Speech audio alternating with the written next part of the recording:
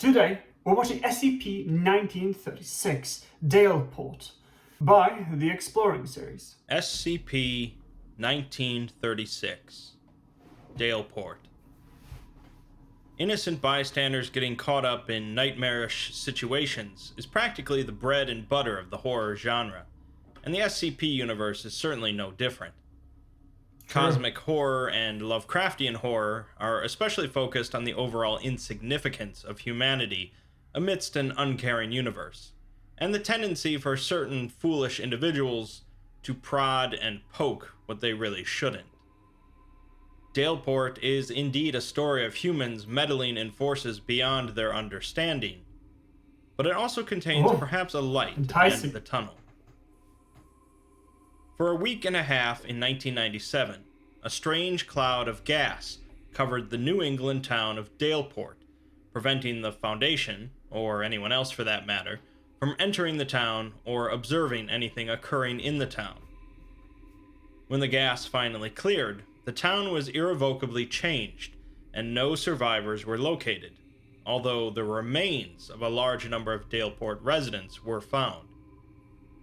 Many of the buildings in the town were destroyed, and those that remained featured significant anomalous alterations. Some rooms grew smaller when they were entered, eventually preventing an occupant from moving, and a number of residents and Foundation agents are currently irretrievable from these rooms. Certain doors would lead to different locations at different times of day, and some corridors would lead to several different locations simultaneously. It's like backroom vibes. The largest cause of death determined from the remains of Dport residents seems to be suicide, but many of the remains feature anomalous properties themselves. A smear of entrails and viscera was found capable of picking up radio signals from up to 6 miles away, and the subject was found with a small plant that gave out a small constant flame, presumably SCP-1612. SCP-1612. Okay, let's take a little bit of a quick look upon that description. SCP-1612. It's a previously unknown variation of glycine max or soybean plant. Okay, so this is... Okay, so the flower is essentially like... very, very straightforward. It's just a burning flower. The only difference is that compared to normal flames, SCP-1612, or the flames produced there, seems to require very, very little oxygen. Okay, well that's cool. We know, so we learned a little bit of a new thing. SCP-1612. Alrighty, that's kind of interesting. Honestly, it feels like something Blackwood would have in his office, you know? A torso was discovered embedded in a wall, which is strange enough, but blood is also seen continually manifesting 15 centimeters above the torso. The body of a man was found with both eyes gouged out, and a steady stream of ashes pouring from his facial orifices. Several corpses were discovered lined up with a charred, circular hole in their foreheads. A female corpse is currently floating 57 meters above the ground. And at 7:42 p.m. every day, several floating torsos are seen simulating the motions of running for 3 minutes before fading away. So far, this is all, oddly perhaps, par for the course for an anomalous incident in a small town. Yeah, but very This is the aftermath, however, and we want to learn more about what actually happened during that week and a half. Luckily, so did the Foundation, and so they had sent in a few expedition teams when the gas cloud first appeared, to ascertain what was going on. The first thing sent in was an unmanned drone, equipped with various sensors, sampling tools, and surveillance equipment, as well as several rats to see if the cloud affected living tissue in any way. The drone entered into the cloud, finding within it a vast, smooth, wasteland-like landscape. The air itself was composed of sulfur, nitrogen, and carbon oxides, but not at a high enough concentration to kill. The rats were seemingly unaffected by the journey. The drone continued 2 kilometers into the cloud, roughly a kilometer beyond where the town of Dport should have ended. Unfortunately, at this point, communication with the drone began to degrade, despite the equipment being capable of going out to 70 kilometers, and so the drone was returned to base. As you'd expect for an SCP exploration, after the drone is finished, the Foundation sends in the D-Class. 2 D-Class were sent into the cloud, equipped with hazmat suits and sensors, riding a larger unmanned drone equipped with a more powerful radio transceiver. I will admit, it is a bit funny. Oh, we got something mysterious. D-Class personnel, where are you at? Right? Instantly, every time, right? It is, it's a bit funny. It's kind of interesting, because it does feel like it has a little bit of the elements that you see from the back rooms, as I mentioned earlier. A little bit where that, like, things that are happening and you, like, no clipping, essentially, right? And these, like, weird or what do you call it? Like, spatial anomalies, if you will. So that's kind of super intriguing. Although it does seem a lot more deadly, I will admit. Other than the gruesome deaths and the rather randomness of individuals, what do you say, suffering, there doesn't seem to be, like, any correlation with them. Like, it just seems to be rather random, so we'll see. They were taken a kilometer into the cloud, at which point one of the D-Class was told to remove their hazmat suit, which they did, Poor D-Class. suffering no ill effects aside from a slight difficulty in breathing. They continued another couple kilometers across the wasteland, finding nothing, until communication began to degrade, at which point they returned. Well, so far pretty boring, but let's kick it up a notch. Despite finding absolutely nothing so far, the Foundation isn't convinced, and so they send in a mechanized infantry platoon equipped with light armored vehicles. Usually an MTF would be sent in at this point, but for whatever reason, the Foundation suspects that they'll need a bit more firepower. 3 kilometers into the cloud, things start to get more interesting. One of the vehicles reports an upwards incline ahead of them, a first in the otherwise flat landscape. Another vehicle, however, reports no incline, but then the first vehicle says that they are now heading down the incline, with no one remarking on the discrepancy. A third vehicle reports that the sky is filled with red and blue patterns that seem to be responsible for screwing up the radio. The next voice heard comes from an unknown source, and speaks in a classic Lovecraftian jumble of letters, undecipherable to the Foundation. Another unknown voice chimes in to note that the first voice said, "Amen, may that heretic burn in the pit." At this point, the platoon was no longer able to receive messages from the home base, but they could still transmit, apparently. Sounds of a firefight break out, along with wildly varying descriptions of the attacking force. 30 minutes later, a third unknown voice is heard on the radio. Did they start attacking each other? It uses a number of unknown words throughout its message, but I'll paraphrase. It says that it is the shivering mist covering the town of Dport, and it says the Foundation's men have been attacked while traversing through it. It says that some of the men have died, but the rest are in safe hands. It also says that evil has been summoned to this town by some sort of heretical society, and it is managing to contain the worst of it. But the town will not be unaffected. A great battle will rage, with a victor ultimately decided, and it asks that the Foundation does not send any more soldiers in, as it cannot protect them. When the battle is over, it shall leave, and it hopes that we survive the process. What, like an angel? Surprisingly, perhaps, the Foundation actually listened, and didn't send in any more manned expeditions into the cloud, although they did send in more drones. None of them were capable of locating the town of Dport.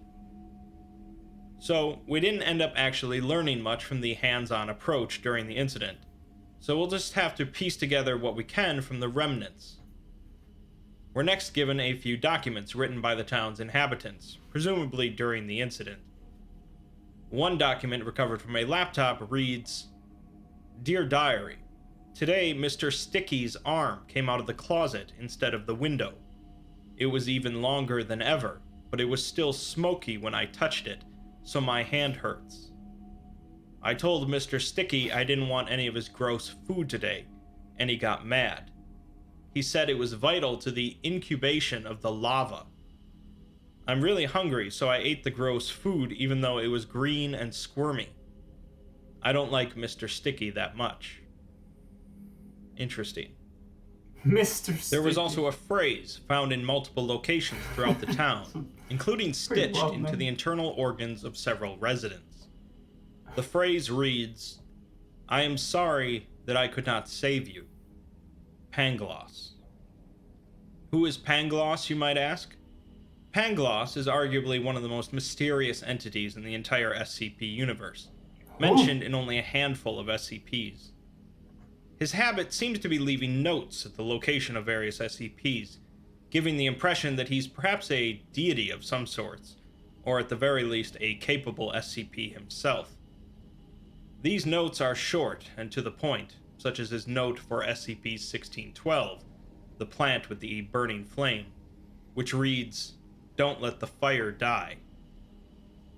Outside of the SCP universe, Pangloss is known as a character in Voltaire's novella, Candide, in which he is a philosopher known for his relentless optimism, and for believing that our world is the best of all possible worlds.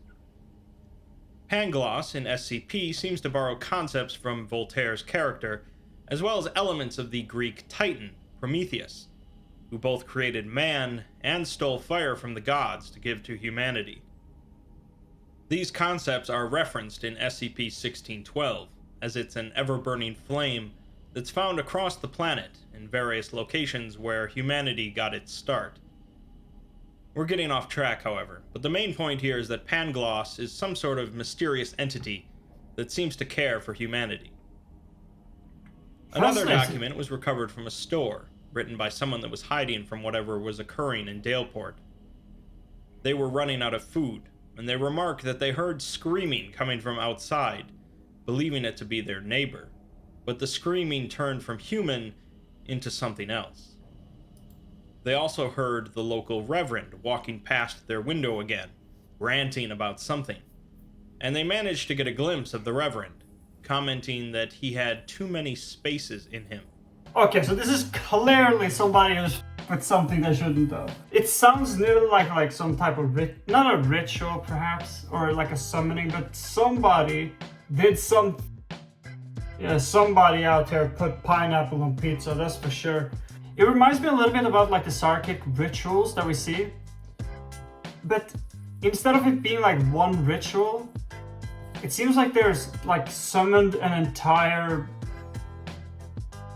it's like they've summoned an entire, not a god, but like a plethora of entities that are all like accumulating or all amalgamating together into like this rather strange party.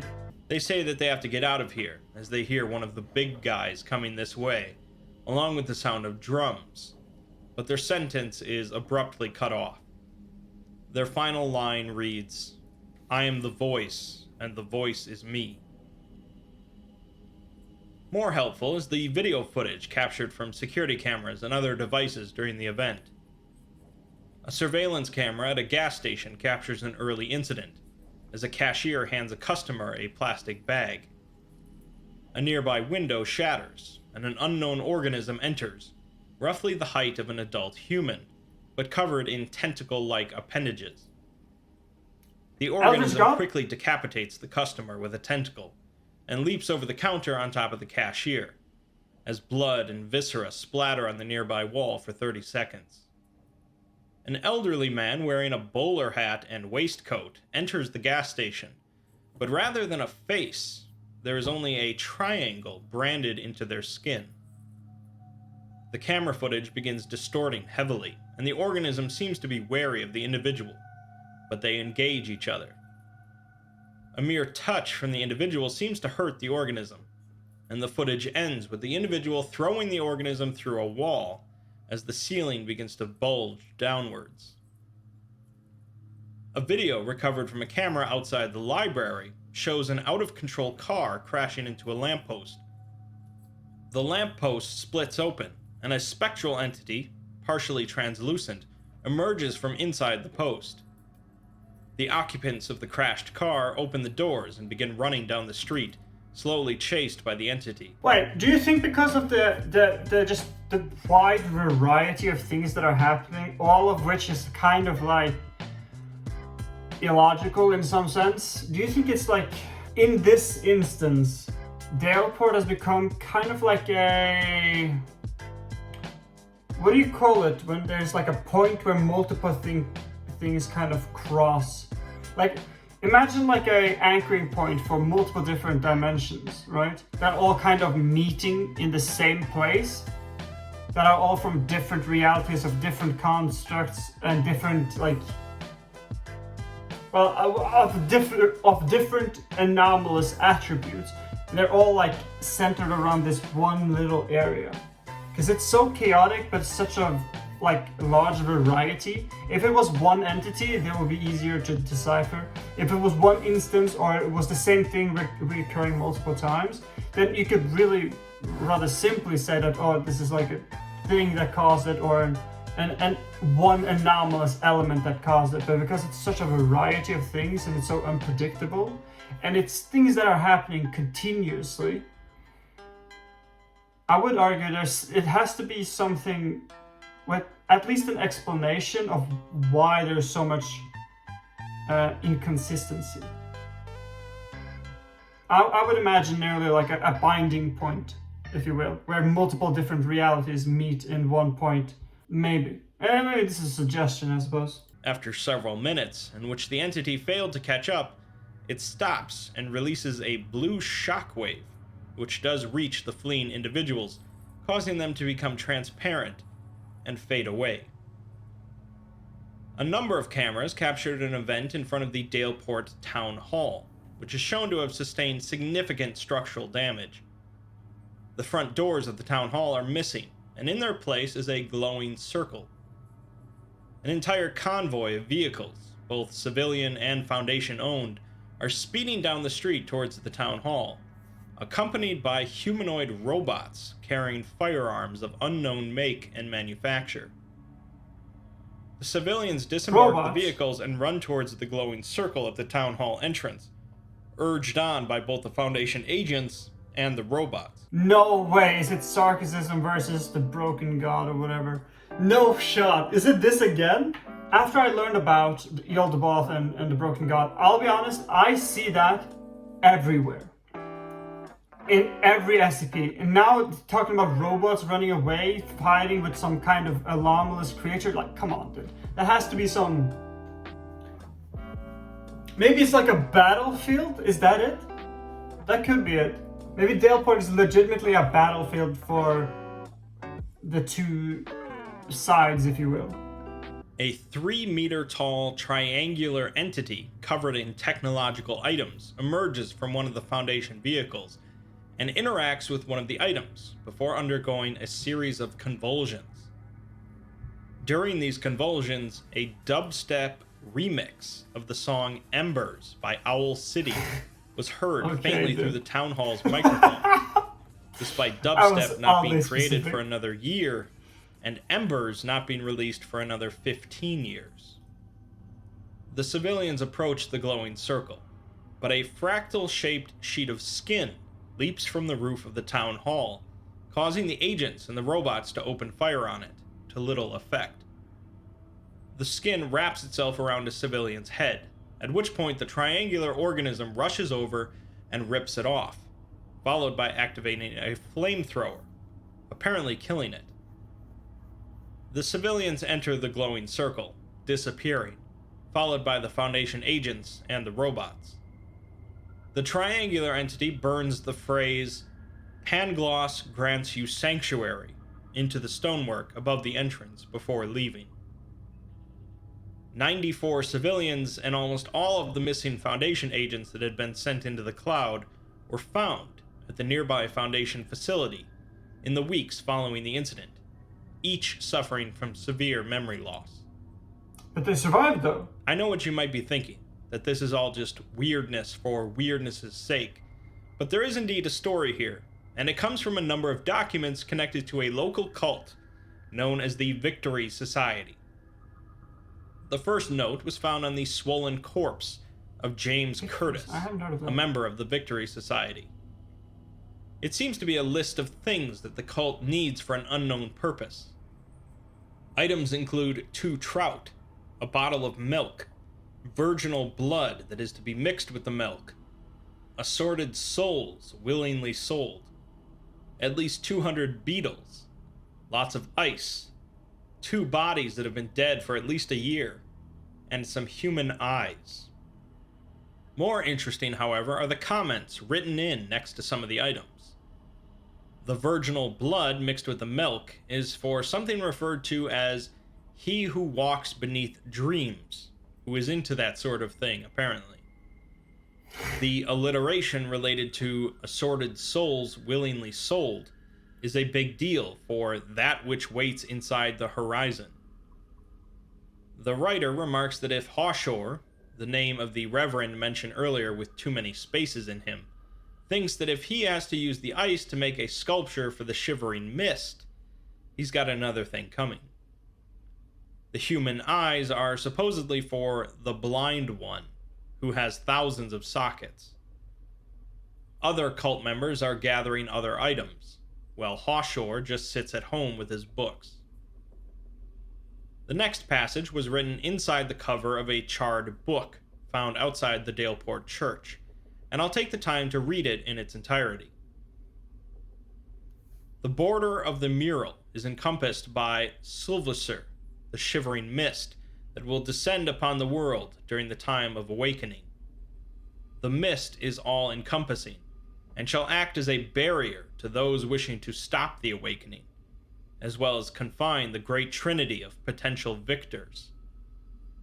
The 3 at the center of the mural are the Great Victor of Flames, the Great Victor of Frost, and the Great Victor of the Storm.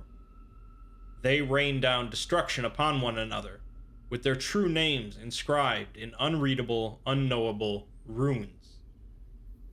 Around the 3 are visions of the great battle that contain the majority of those that shall come to this realm, with Diger, the dark god of lampposts, the blind one illuminating the way for his followers, who leave tributes upon crooked light posts. Digital manifests as the flies pouring out of the mouths of his beloved, and Bakurs to assist in the conflict any way he can, while Nini, the trepanner, frees his followers from the skulls of their oppressors. The shredded cabbage of misfortune will destroy those who oppose the vegetable monarchy. Zin, herald of Marp, commands the army of Lepidoptera to carry those away who sleep with the flowers beneath the silver ash in the dream attics of Inanimatum. The voice of ages, though not visible, is omnipresent, represented by the yellow runes bearing his name hidden throughout the mural. I'll be honest, I'm not able to decipher this last part here. They're saying too much things and too many names that I'm too unfamiliar with that are probably only pertaining to this particular SCP, but it's too detached, so I don't really know what's going on. I'll be honest. And I suppose that this book that they're reading out now has some kind of clues that kind of indicates what's going on.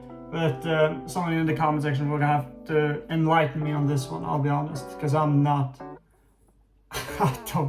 I don't understand what's going on. Finally, at the bottom, the minor minions and deities pledge their allegiance to the 3 victors.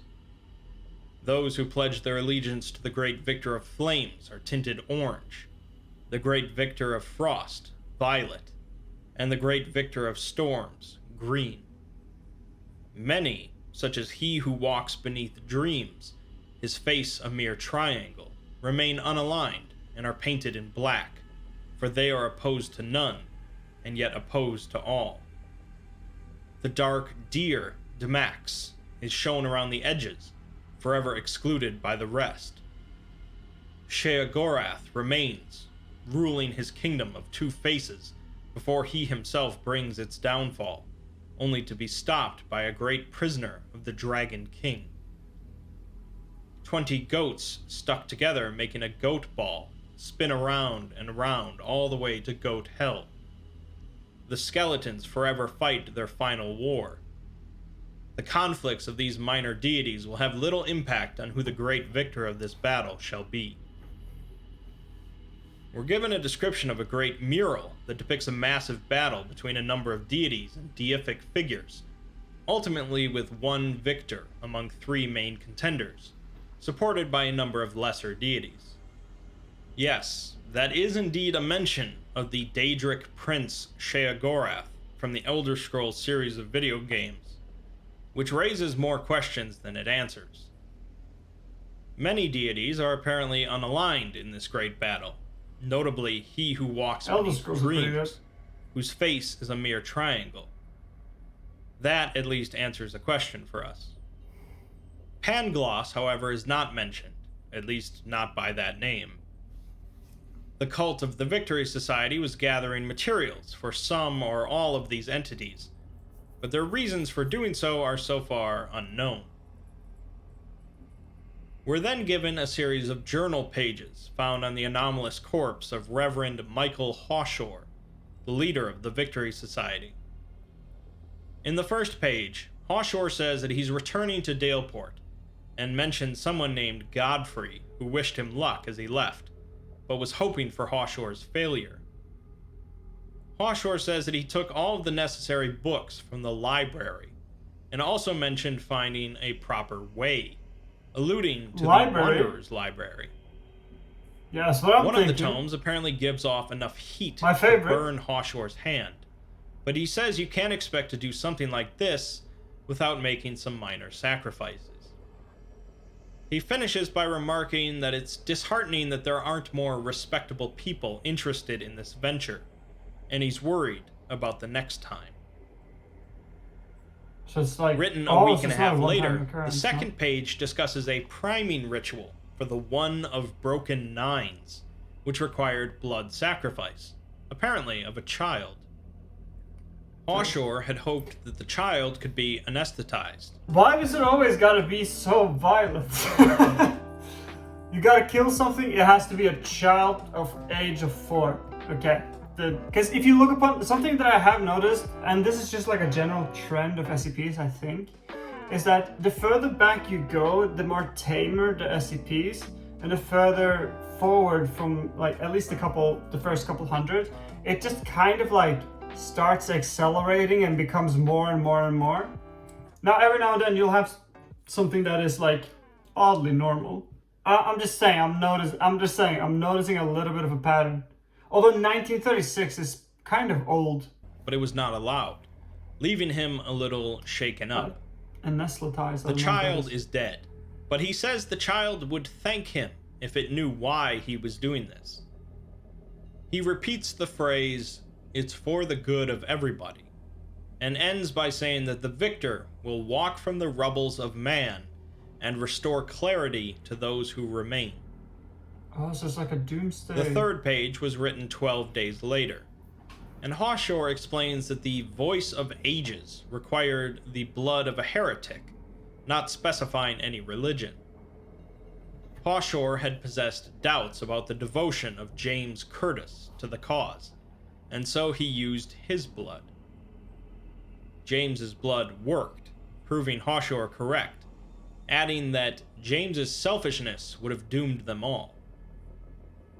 Hore remarks that his time is coming to an end, but he will welcome his death, even if it is not quick. He ends by writing that the world will lie still again on Monday, and it will thank them for it. A transcript of a speech given by Hore to members of the Victory Society was also found. Again, for the sake of preserving the narrative importance, I'll read it in its entirety. Brothers and sisters, we come together for the last time today. It has been an honor to work with you all. I could not have hoped for a better group with which to secure the future of mankind. From the dawn of time, terrible impossibilities have spawned from the darkness between stars, not hating life, simply being indifferent to it. We are as ants to these abominations, these demented gods. I use this term as this is what they are called in older texts. You will not find any biblical god here, or perhaps you will, I do not know. The use of gods here is this specific form of creature, born from the primordial chaos of this reality, not just a powerful being. Simply powerful beings do not reach the uncaring depths of cruelty and depravity that the gods do. They are so far above us that we are but insects. Accordingly, we shall look as such. In order to gain the forgiveness and favor of the gods, we must learn to know our place before them. Each of these things seeks dominion over the laws of reality itself, imposing the nature of their twisted existences upon stars and planets and people. The only answer to this threat: these gods must be destroyed, the slate wiped clean. We could not do this, by no means, no. But we cannot allow these things to exist. A kingdom cannot have 1 billion kings. We cannot kill the gods, no. Only a god can kill a god. We will bring them here and bind them. Bind them until their bloodlust is sated, until all but one is dead. Always a single god remains, the victor, who returns to whence they came as the only god remaining. But their primordial chaos eventually spawns more gods. Sorry, my battery is running out of my AirPods. Okay, that's actually rather fascinating. So there's a lot of things we don't know, but it does explain the anomalies, right? So the reason why it's such an anomaly and that so many weird things are going on continuously is that all these beings and all these things that are happening are gods battling it out in Dport, essentially. Did I understand that correctly? I think so. There's multiple different reasons why they do it. Now, he just mentioned that they spawn more gods during this, so somebody made a little bit of a slight error in calculation, because I would presume that the real goal here was to exterminate a lot of these terrible gods, although it doesn't seem like the gods are evil per se. It's just that they don't give a about us and look upon us as insects. And so through that logic, they kind of, what do you do when there's like ants walking by? You right? And so it's the same way, it does seem like they're acting in the same way towards us. And so it does explain all the anomalies. It explains what happened and that there was a proceeding for it, right? They had like a beginning and it kind of had an end too.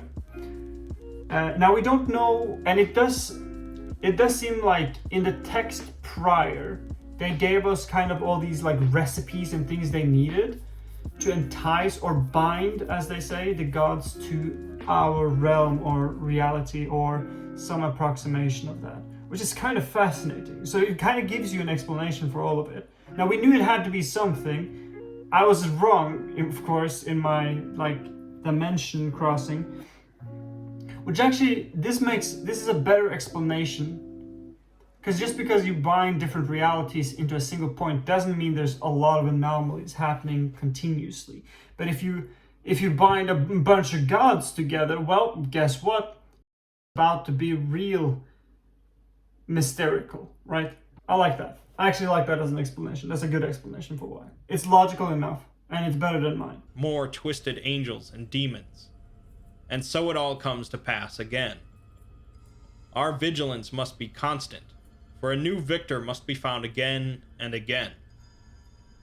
We will leave a mark in creation, but it will fade. It will heal. Stand strong as our people have before. Stand strong as the near men in ancient cities did. Stand strong as we did at the gates of Sodom. Stand strong as we have always stood strong, because this must always be done. Fortune favors those who take bold steps. We shall become unified with Inanimatum. I don't get why they entering the Somnium Eternum. If it's eternal. May we be forgiven. This is a pretty self-explanatory summary, as Hore lays it all out on the table. Yeah, it's pretty good. There are a lot of elements of cosmic horror present here.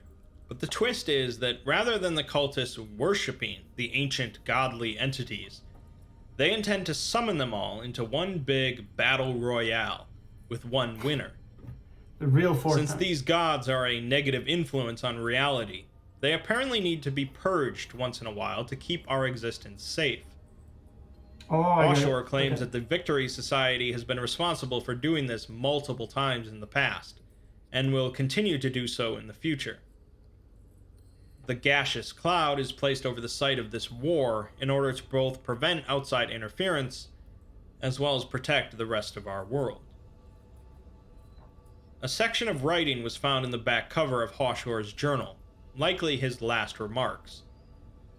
His sanity seems to be slipping away, and his body is already being anomalously affected, as his throat goes somewhere else, but he doesn't like where it goes. He says the war going on here is filled with cold, sideways fire. The rest of it is mostly gibberish, involving his hands made of wire and cyanide, and how they must eat babies to quell the Titans. The final entry in the article is a transcript of a video that recorded part of the event from near the church. A large entity composed of stone, soil, and some type of fungus appears above the church, and the camera begins shaking as a sound akin to a distorted whale song is heard. A second entity then appears above the church with a crystalline structure and a bright light emitting from its central spire. A 15-second screech is heard, and all other entities in view cease hostilities with one another and flee. A third entity appears alongside a deep humming sound, but the camera heavily distorts before cutting out. These final three entities are likely the three main contenders for victory, but we're left with no answer as to the winner. In most cases, humans meddling in affairs beyond their power or understanding results in disaster. But Dport presents a situation in which not only was this meddling controlled, but it was apparently beneficial.